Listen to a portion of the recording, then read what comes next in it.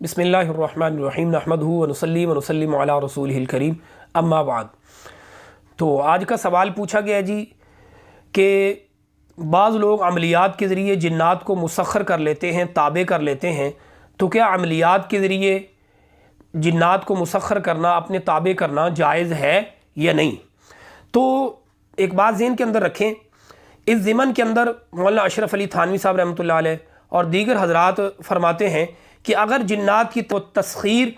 من جانب اللہ ہو، جیسے اللہ رب العزت نے سلیمان علیہ السلام کے جنات کو تابع کر دیا، تو اس طرح اگر یہ تسخیر اگر جنات کا تابع ہونا اللہ کی طرف سے ہو تو پھر تو اس کے جواز کے اندر کوئی شبہ نہیں ہے۔ اور اگر یہ جنات اپنی خوشی سے کسی انسان کا کام کر دیں، جیسے بعض صحابہ کے بارے میں آتا ہے کہ جنات ان کا کام بخوشی کرتے تھے، اسی طرح سیدنا فاروق اعظم اور حضرت ابو ہریرہ رضی اللہ تعالیٰ عنہ کے بارے میں بھی آتا ہے کہ ان کا حکم جو ہے وہ جنات بخوشی مانتے تھے، ان کے حکم کی تعمیل بخوشی کرتے تھے، تو اس کے جواز کے اندر بھی کسی قسم کا کوئی شبہ اور نہیں ہے۔ تو اگر جنات کو مسخر کیا جائے کسی جو ہے وہ عمل میں سے، کسی عملیات کے ذریعے، تو اس کے جواز کا جو ہے کہہ لیں فتویٰ نہیں دیا جا سکتا۔ تو اگر جنات کو مسخر کیا جاتا ہے کسی ایسے کلام کے ذریعے جس کے اندر کسی قسم کا کوئی شرکیہ لفظ نہ ہو یا اسی طرح کوئی بدعتی لفظ نہ ہو، تو اس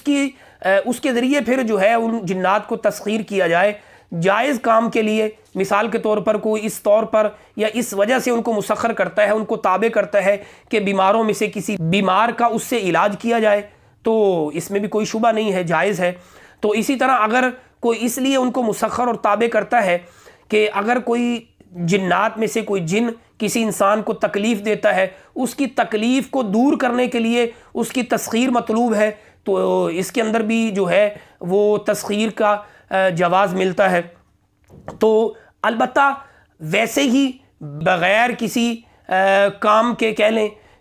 جنات کو مسخر کرنا، جنات کو تابع کرنا، زبردستی ان کو غلام بنا لینا کسی طور پر جائز نہیں ہے۔ حضور اکرم صلی اللہ علیہ وسلم کا فرمان ہے کہ کسی شخص کو زبردستی طور پر غلام بنانا یہ بہت بڑا جو ہے وہ جرم ہے۔ اور بعض حضرات فرماتے ہیں کہ اگر کلام شرک اور بدعات سے پاک ہو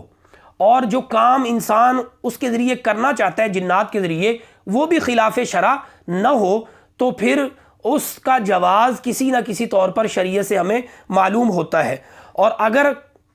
مقصد